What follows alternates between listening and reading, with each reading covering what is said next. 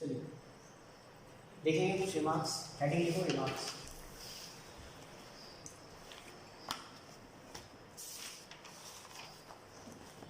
Point number 1 लिखिए। Point number 1। अच्छा मुझे ये बताओ, किसी भी बाइनोमियल एक्सपांशन में जो जनरल टर्म होती है वो कौन सी टर्म होती है? r+1 टर्म होती है। तो वो जनरल टर्म हम स्टार्टिंग से लिखते हैं, याद है? NC0 फर्स्ट टर्म, NC1 वाली सेकंड टर्म से पढ़ते पढ़ते हम रास्ते में कहीं कोई जनरल टर्म r+1 टर्म तो स्टार्टिंग से होती, तो लिखें r+1 टर्म। पॉइंट नंबर 1 लिखें r+1 term from beginning. r+1 term from beginning. मैं भी लिख देता हूँ।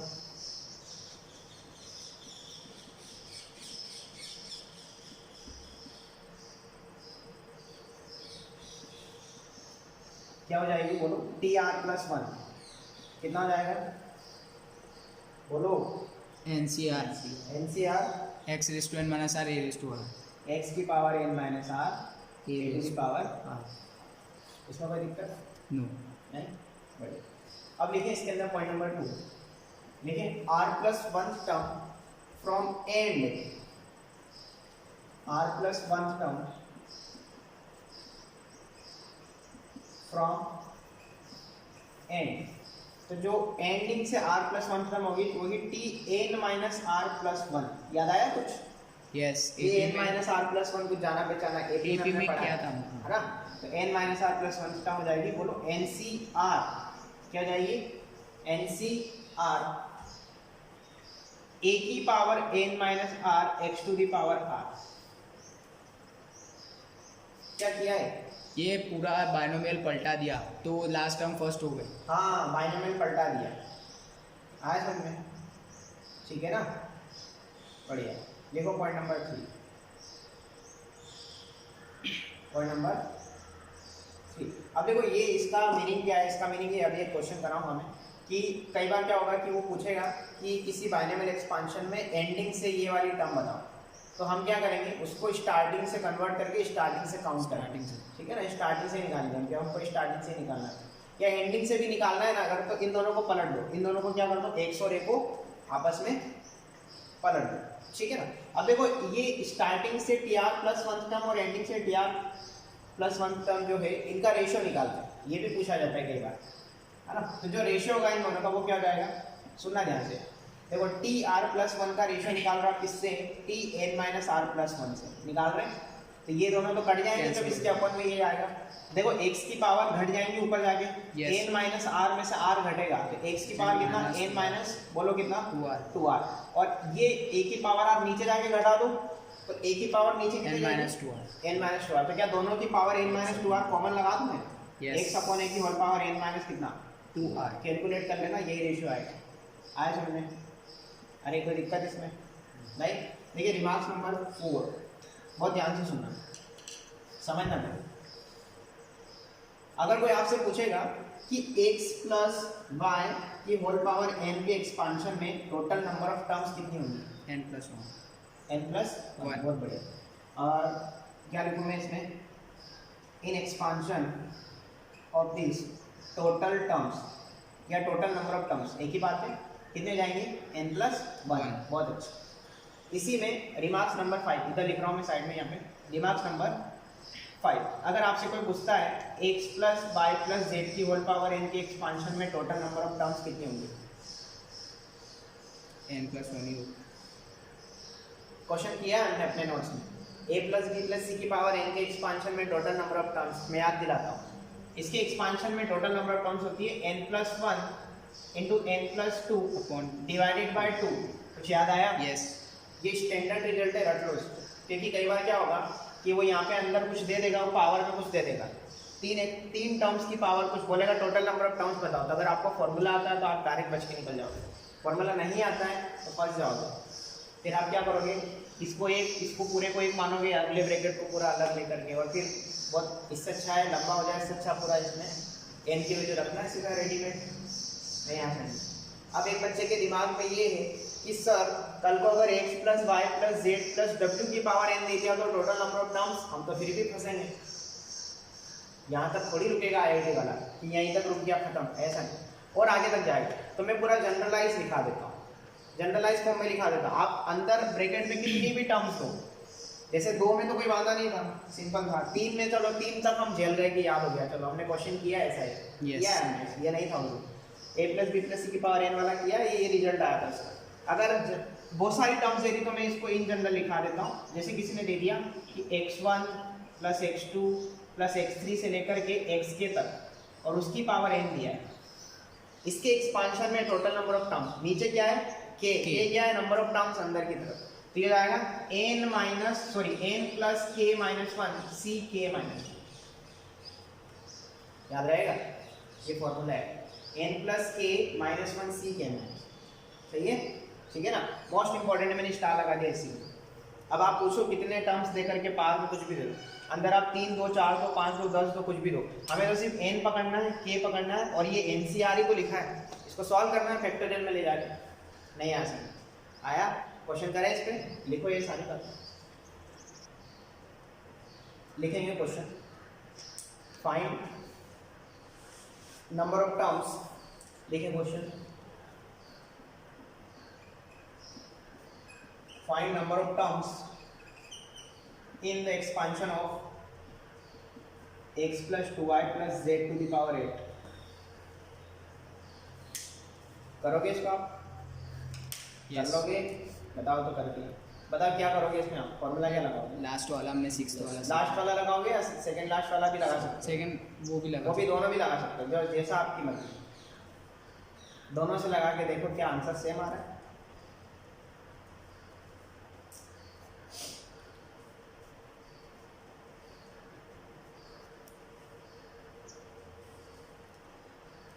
कितना आ रहा है? 45 आ रहा है, और उससे k कितना है इसमें? 3 है, 8 - 3, 8 + 3 - 3 -1 10 10 से 2 वही आ रहा है, आपका वही आ रहा है 10 से 2।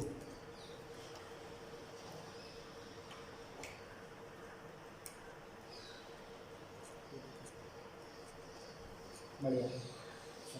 फॉर्मूला है अपने पास n + 1 × 2n + 1 अपॉन में कितना 2, सही है क्या? Yes. n कितना है अपने पास 8, ये n है अब सर n + 2 है, 2n + 2 2n + 1, okay sorry, n + 2, ठीक है ना। तो 8 रख दो, 9 × कितना 11 अपॉन 10, अच्छा सॉरी 10 अपॉन कितना 2, ये 5 टाइम्स कटेगा, कितना जाएगा 9 5 जा 45। उससे करोगे तो उससे भी सेम आएगा मेथड, लेकिन second n + k - 1 c k - 1, n कितना आपके पास, n तो 8 है, k कितना है 1 2 3 टर्म्स है ना अंदर, तो जाएगा 8 + 3 - 1 c 3 - 1, तो कितना जाएगा 10 से 2, और ये 45 भी होता है, ठीक है बढ़िया। देखिए अगला क्वेश्चन लिखो अगला question, find number of terms, find number of terms in x + y + p + q, इधर लिख देता हूँ x + y + p + q to the power 6 करके बताओ।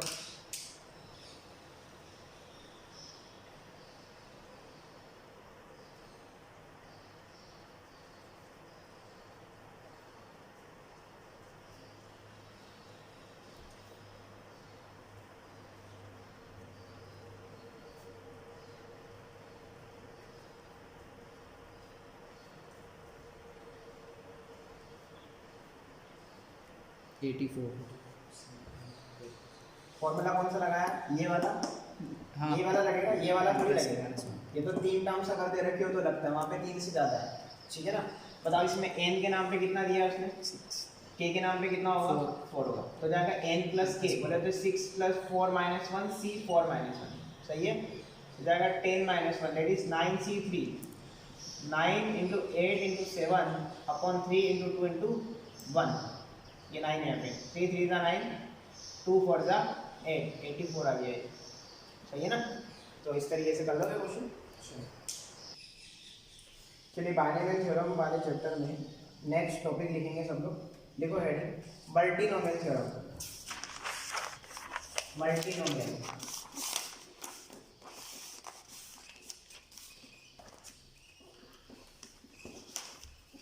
अब ये ट्राइनोमियल पे काम करेगा है ना, ट्राइनोमियल के अलावा सब पे काम करेगा ना।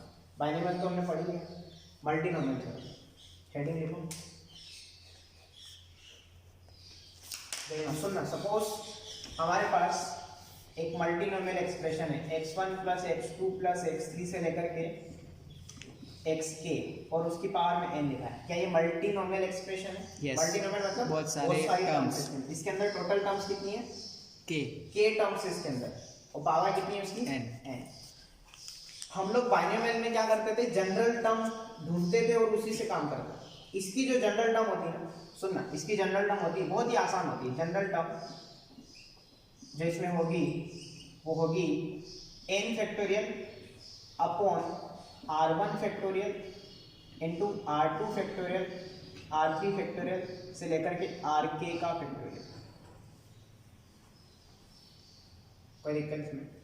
अरे r1 से लेकर के rk तक, ठीक है ना। अभी r1 r2 r3 rk क्या है? ये जो है ये x1 की पावर में जो होता है वो r1 होता है हमेशा, ठीक है ना। क्वेश्चन में दिया रहेगा x1 की पावर में r1, x2 की पावर में कौन होता है? r2, x3 की पावर में r3 से बढ़ते बढ़ते xk की पावर में कौन होता है? rk होता है। यहाँ तक कोई दिक्कत नो नहीं। अब ये जो r1 r2 r3 से लेकर के rk, ये सब जो होते हैं ना, ये हमेशा इन बिटवीन 0 to n होते हैं। क्या होते हैं ये? इन बिटवीन 0 to n होते हैं। जैसे r आपका होता है ना इन बिटवीन 0 to n, आज के दिन r के नाम पे ना बहुत सारे r है, r1 r2 से लेके rk तक, k टाइम्स ऑफ r है आपके पास, इसमें कोई दिक्कत नहीं। और दूसरी बात ये भी इंपॉर्टेंट है, ये तो है इंपॉर्टेंट, मोस्ट इंपॉर्टेंट बात तो ये है कि इन सब का सम r1 r2 r3 से लेकर के rk तक का जो सम होता है ना वो n होता है हमेशा। क्या होता है? n होता है। अरे एनसीआर में r क्या होता था? एनसीआर में r क्या होता था? सेलेक्टिंग ऑब्जेक्ट जो आप सेलेक्ट कर रहे हो, तो टोटल ऑब्जेक्ट जो है, मान लो आपके पास टोटल n ऑब्जेक्ट है, उसमें r1 ऑब्जेक्ट आपके पास अलग तरह के हैं, r2 अलग तरह के हैं, लेकिन सबको जिसमें मिलाओगे तो टोटल ऑब्जेक्ट भी तो बनेंगे आपके। तो सबको मिलाओगे तो टोटल ऑब्जेक्ट बन रहे हैं। आए बस कॉपी करो इतनी सारी बातें इसमें। ये काम का है, ये काम का है और ये ज़्यादा काम का है। कॉपी करो। जैसे क्वेश्चन यस, क्या ये पता चल रहा है? ये मल्टीनोमियल थ्योरम है, यहाँ पे मल्टीनोमियल चीज़ें लिखी है। यस, मल्टीनोमियल है ना। तो इसके अंदर आपसे क्या पूछा गया है कि in the expansion of this find the coefficient of this, इन सबके कोएफिशिएंट बताना है, ठीक है ना। बहुत आसान है, आसान तरीके से निकलेगा। ज़्यादा मतलब जैसे हौच-पौच हम सीखते थे ना पहले, इसका एक तरीका ये तो है ही कि इसको एक, इसको दूसरा, या इन दोनों को एक, इसको अलग करके आप ओपन करो, फिर ढूंढो उसके अंदर आप बत्ती लेके जाओ, ढूंढो कहाँ आपको x की पावर 2 y की पावर 4 z की पावर 3 एग्जैक्टली कहाँ मिल रहा है। तो वो एग्जैक्टली आपको मिलेगा, डेफिनेटली मिलेगा, लेकिन आपको पूरा अंदर तक गहराई में उतरना पड़ेगा। बट ये जो हमने अभी पढ़ा मल्टीनोमियल फॉर्मूला जनरल टर्म का, वहाँ से आप डायरेक्टली बाहर निकल आओगे, ठीक है ना। तो सुनना, जनरल टर्म से ही बाहर निकल आओगे आप, जनरल टर्म से ही निकल आएगा बाहर।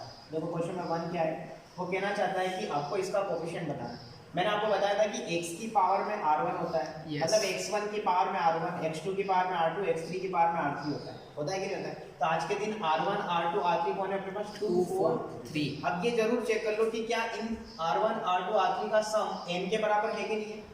देखो 2 + 4 + 3 कितना हो रहा है? 9 हो रहा है। तो क्या ये n के बराबर है? यस, हाँ, ठीक है। देखो क्या ये r1 r2 r3 का सम n के बराबर आ रहा है? आ रहा है, मामला सेट है। तो इसका कोएफिशिएंट लिखेंगे। देखो n फैक्टोरियल याद आया अपॉन r1 का factorial that is 2 factorial into 4 factorial r2 का फैक्टोरियल इनटू r3 का फैक्टोरियल। कोई दिक्कत इसमें नहीं। और x की पावर कितना इधर 2, y की पावर 4, z की पावर 3, इसका कोएफिशिएंट ये आ गया आपका फाइनल आंसर। इसको आप सॉल्व कर लो, नहीं आया ना सर, सिंपल। सेकंड है ना, इसमें मैं लिख दूँ इधर coefficient equal to 9 factorial upon बोलो 2 फैक्टोरियल 4 फैक्टोरियल इनटू 3, ठीक है ना। अब सेकंड वाला देखो, आपको इसके एक्सपांशन में इसका कोफिशिएंट चाहिए। और सुनना ध्यान से, x की पावर r1, y की पावर r2, z की पावर r3, क्लियर है? बट r1, r2, r3 का सम n के बराबर नहीं हो रहा। नहीं है। कितना हो रहा है ये? 80 हो रहा है। हो रहा है कि नहीं हो रहा है? लिखने वाला तो ऐसे लिखेगा 9 फैक्टोरियल अपॉन 2 फैक्टोरियल 3 फैक्टोरियल 3, ये लो सर आगे आंसर। बट ये गलत है। क्यों गलत है? क्योंकि बिकॉज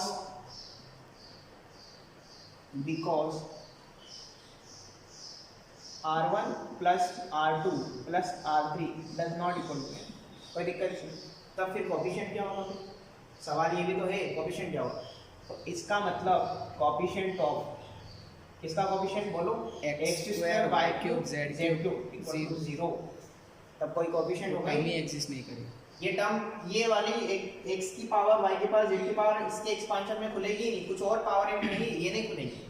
कहने का मतलब ये है। आया समझ? फील करना चाहिए कुछ चीजों को। नंबर 3, अगर आपसे कोई पूछेगा इसके एक्सपांशन में इसका कोफिशिएंट, तो आप क्या लिखोगे? 9 factorial upon 4 factorial into minus का 2 फैक्टोरियल इनटू 7 फैक्टोरियल। यहाँ पे मामला गड़बड़ा गया। Not defined. माइनस में फैक्टोरियल नॉट डिफाइंड नहीं आ सकता। यस। तब आप क्या बोलोगे? अगेन कोफिशिएंट 0 हो जाएगा। कोफिशिएंट ऑफ x की पावर 4 y की पावर माइनस 2 z की पावर 4 क्या हो जाएगा? 0 हो जाएगा या टर्म एग्जिस्ट नहीं करेगी? बोलो। कोफिशिएंट 0 हो जाएगा। 0 ही होगा तो टर्म एग्जिस्ट नहीं। ठीक है ना? कोफिशिएंट इसका 0 होगा। ठीक है ना? चलिए लास्ट वन देखिए, लास्ट वन क्या होगा? इसका कोफिशिएंट चाहिए आपको। देखो यहाँ पे x की पावर कितना है? 0। तो 0 प्लस 2 प्लस 7 मामला में बैठ रहा है ना? बैठ रहा है तो बिल्कुल बिंदास करो। 9 फैक्टोरियल अपॉन 0 फैक्टोरियल 2 फैक्टोरियल और 7 फैक्टोरियल। और 0 फैक्टोरियल हम जानते हैं होता है ना 1, तो ये आपका कोफिशिएंट हो जाएगा। This is the coefficient of, किसका कोफिशिएंट y है? Square z। y square z to the power 7। आया समझ में? तो ऐसे आप डायरेक्ट निकाल सकते हैं। ठीक है, बस आपको ये ध्यान रखना है कि इन पावरों का सम n के बराबर है या नहीं, बस इतना सा ध्यान कॉपी करो। देखो मल्टीनोमियल का एक और क्वेश्चन है, लिख लिया हुआ ना? तो लिखे ही जा रहा है कब से? क्या लिख रहा है? क्वेश्चन लिख रहा है ये वाला। क्या तो लिख रहा है तो इतनी देर ऐसी कौन सी कैलकुलेशन कर रहा है तू? 40 ले देंगे, इधर आओ। 40 ले ना वो टकला सा लड़का, नहीं पता। एक छोटा सा बच्चा है, उसको बहुत दुनिया भर का ज्ञान है, उसका नाम हाँ। 40 है। देखो इधर वो कह रहा है इसके एक्सपांशन में इसका कोफिशिएंट बताना है, पिछले क्वेश्चन की तरह ही। अब सुनना ध्यान से, n के नाम पे कितना है यहाँ पे? 6। और पावर में जब आप ऐड करके देखोगे तो कितना आएगा? 4। अरे 4 आएगा ना? तो 4 और 6 बराबर नहीं है। अरे according to question r1 plus r2 plus r3 कितना आ रहा है? 4 आ रहा है, जो कि बराबर नहीं है n के। बट सुनना ध्यान से, एक बार लिख के देखते हैं। लिख के देखो ना, उसके बाद कुछ आइडिया लगेगा तुमको। इसको लिख के देखा तो 6 फैक्टोरियल बोलो अपॉन कितना? वहां से 1 factorial into 2 factorial into 1 factorial. कोई दिक्कत इसमें? अब बहुत ध्यान से सुनना, इसमें 4 टर्म्स हैं अलग अलग। 4 टर्म्स है ना अलग अलग। 1 की कोई पावर खुली होगी, हमें नहीं पता क्या खुली होगी, बताओ। प्लस 2x की पावर यहाँ पे खुली होगी कितनी? 1। सोच के देखो, क्योंकि x की पावर 1 चाहिए आपको, चाहिए कि नहीं चाहिए? चाहिए ना। और माइनस y की पावर कितनी खुली होगी? सोचो यहाँ पे 2 खुली होगी। और 3z की पावर कितनी खुली होगी? 1 खुली होगी। अब ध्यान से सुनिए, इसका कोफिशिएंट चाहिए आपको, लेकिन यहाँ पे मामला अनबैलेंस हो रहा था। ये वाला हो रहा था क्या? उसको हम बैलेंस करेंगे। क्या करेंगे हम? बैलेंस। क्योंकि यहाँ पे 1 देके उसने बहुत बड़ा हमें हिंट दिया है। नहीं यहाँ से यहाँ 1 की कोई भी पावर चढ़ा दो, तो जो भी पावर चढ़ा दो वो यहाँ भी तो लिखोगे। तो इसको बैलेंस करने के लिए यहाँ कितने की जरूरत है? मुझे 2 की जरूरत थी ना। तो मैं 1 की पावर यहाँ पे 2 चढ़ा के यहाँ 2 फैक्टोरियल लगा दूंगा। नहीं है बात नहीं आया क्या? मल्टीनोमियल थ्योरम इसीलिए इतनी इंपॉर्टेंट और इतनी इंटरेस्टिंग है। इसमें आप कर सकते हैं, लेकिन 1 के साथ कर सकते हैं और किसी के साथ नहीं करेंगे।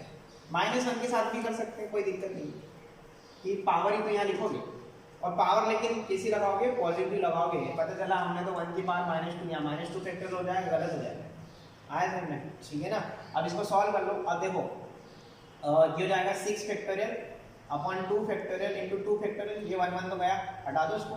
यहाँ से कितना मिल रहा है? 1 तो गया, 2 यहाँ से 2 मिल रहा है। बताओ माइनस का स्क्वायर प्लस 1 हो जाएगा। और यहाँ से कितना मिल रहा है? 3। और अंदर क्या बच रहा है? इधर बच रहा है x y स्क्वायर और z। बच रहा है कि नहीं बच रहा है? अरे ऐसे कोफिशिएंट दियो तो उनको साथ में मल्टीप्लाई करना है। हाँ, यही तो उस समय मैं एनजीटी के दौरान भी तो सिखा रहा था तुम लोगों को कि उसको लेना पड़ेगा आपको एक्सपांशन में। अभी उसने क्या बोला, फाइंड कोफिशिएंट। अब कोफिशिएंट में आपका बाइनोमियल कोफिशिएंट भी है प्लस नॉर्मल कोफिशिएंट भी है। याद आया? कोफिशिएंट मैंने बोला था वर्डिंग का ध्यान रखना, कोफिशिएंट का मतलब binomial coefficient plus normal coefficient. अगर सिर्फ बाइनोमियल कोफिशिएंट बोला तो इसी से काम चला लो, हो गया अपना काम। इनको मत लिखो फिर, इसमें हमारी बात हो चुकी है ना, हो चुकी है, तो कंफ्यूज क्यों हो रहे हो? आया समझ में? इसको सॉल्व कर लेंगे। बताओ, ये 2 से 2 गया, यस, और इसको ओपन कर लो। चलो 6 into 5 into 4 into 3 into 2 into 1 और इंटू ये वाला 3 और नीचे कितना है 2 फैक्टोरियल। ये वाला तो कट गया, 2 फैक्टोरियल 2 ही होता है, तो ये कट जाएगा इससे। देखो क्या बच रहा है, ये 120 हो जाएगा इंटू ये 9 हो जाएगा। कितना आ रहा है बाय 1080। तो ये इसका कोफिशिएंट हो जाएगा। आए हमने क्वेश्चन में क्या सीखने वाली बात थी, भले मामला अनबैलेंस हो रहा था बट इस 1 की वजह से हम समझ गए और निकल गए हम बाहर। आए कॉपी करो। चलिए देखिए नेक्स्ट क्वेश्चन, मल्टीनोमियल का ये लास्ट क्वेश्चन है। क्वेश्चन क्या है, in the expansion of 1 plus x minus x square की power 5 find the coefficient of x cube. Again multinomial है, ठीक है, समझ लो दोगे, ठीक है, लिख लेना बाद। तो आप इसका पहले मल्टीनोमियल वाला कोफिशिएंट है ना, वो लिख देंगे 5 फैक्टोरियल अपॉन, बोलो कितना 3 फैक्टोरियल। अरे 5 फैक्टोरियल अपॉन R1, यस, ठीक है। अब अगेन ये और वो बैलेंस नहीं हो रहे, बट 1 दिया है ना, तो कहीं ना कहीं कुछ बैलेंस होंगी चीज। अब आप देखो, यहाँ पे लिख दो 1, यहाँ पे लिख दो x और यहाँ पे लिख दो माइनस में एक्स स्क्वायर, पहले लिख दो इतना। अब कॉम्बिनेशन बनाते हैं। सपोज x की पावर 3 का कोफिशिएंट चाहिए आपको अल्टीमेटली। अच्छा, ये माइनस तो मैं आगे दे देता हूँ, आगे दे दूँ क्या? सपोज वो आगे क्या x इंटू एक्स स्क्वायर मिलकर एक्स क्यूब बन रहा है, एक्स क्यूब का कोफिशिएंट मिल रहा है ना, मिल रहा है। तो मैं सपोज करता हूँ कि ये 3 जो है 1 का क्यूब लगा दो यहाँ पे इधर, तो 3 फैक्टोरियल इसके करस्पॉन्डिंग आ जाएगा, और यहाँ पे इस पे लगा दो 1 1। नहीं आ सकता, कोई डाउट है इसमें? मैंने क्या किया, देखो अल्टीमेटली 3 फैक्टोरियल तो आना ही था, उसको मैंने लगा दिया फिलहाल इस पे। मैं समझ रहा हूँ तेरा डाउट ना जा रहा है, मैं उस पर भी आऊँगा। अब इसमें बनेंगे केसेस, क्या बनेंगे?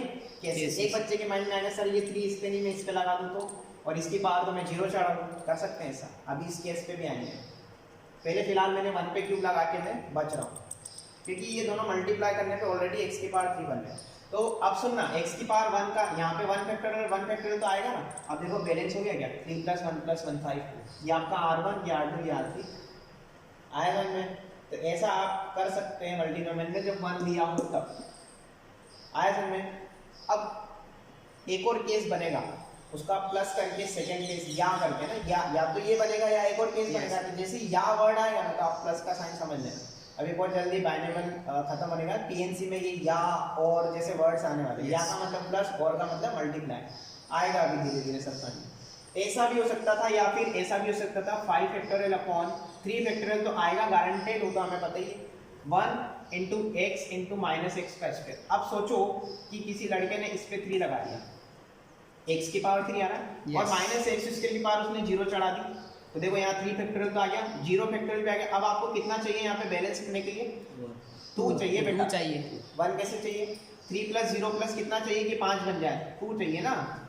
अरे कंफ्यूज हो रहे हो तुम लोग। ये R1 R2 R3 लिखे, मैंने वहाँ पे लिखा था थ्योरी में R1 + R2 + R3 से लेके R के सब n होना चाहिए, उनका सम n होना चाहिए, तो इनका सम 5 होना चाहिए। आ रहा है क्या? तो यहाँ पे आप कितना लिखोगे? 2 लिख दोगे। क्या और कोई केस सोच पाएंगे हम? सोचो, सपोज इसकी पावर 0 सोच के देखो, अगर इसकी पावर 0 सोचो तो इसकी पावर आप 1 रखोगे तो पावर 2 ही नहीं होगी, एक्स क्यूब नहीं बनेगा। 2 रखोगे तो 4 हो जाएंगे। यस, यानी कि और कोई केस नहीं बनेगा। तो इसमें भी एक्स क्यूब आ रहा है, इसमें भी एक्स क्यूब आ रहा है, दोनों के कोफिशिएंट क्या कर दो? सॉल्व कर लो, ऐड कर लो। तो देखो इधर ये माइनस तो पहले बाहर ले लो, माइनस का 5 फैक्टोरियल कितना होता है? 120 अपॉन 3 फैक्टोरियल कितना? 6। एक्स क्यूब का कोफिशिएंट ले लिया, ये माइनस बाहर आ गया है, ठीक है। लेकिन यहाँ पे माइनस बाहर जाएगा क्या? नहीं आएगा, 0 1, देखिए पावर 0 है उसकी। अरे -1 की पावर 0 भी बोल दोगे तो 1 हो जाएगा, ठीक है ना। ये प्लस का हो जाएगा, 5 फैक्टोरियल कितना? 120 अपॉन 6 × 2 कितना? 12। बोले तो 12 कटेगा। ये कितनी बार? 20 टाइम्स। और ये कितनी बार कटेगा? 10 टाइम्स। तो फाइनल आंसर कितना आएगा? -10। तो x क्यूब का कोफिशिएंट कितना जाएगा? -10। जबरदस्त क्वेश्चन था ना? यस, मजा आया मल्टीनोमियल में? ठीक है।